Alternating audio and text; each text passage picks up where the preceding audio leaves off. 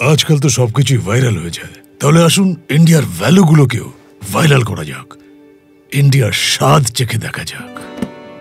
মামুনি, আরে aunty, kitchen set হয়ে গেছে তোমার? কোথায়? এই নাও, এটা পিজি নয়, এটা তোমারই বাড়ি,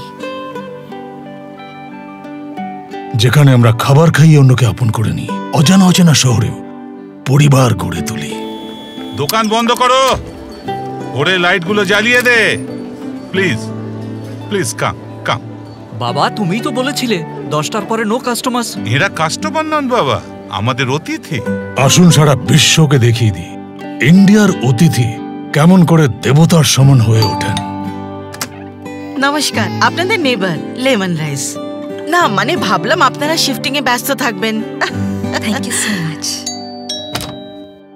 আরে এই গুড, ওই আপনারা তো খান মাক্কি কি রুটি সরসো কা শাকের সঙ্গে। আমাদের দেশে খালি বাসন ভর্তি করে ফেরত দেওয়া হয়। লক্ষ্মী, খেতে দাও। বুবাই, মাসি বলো। সরি মাসি।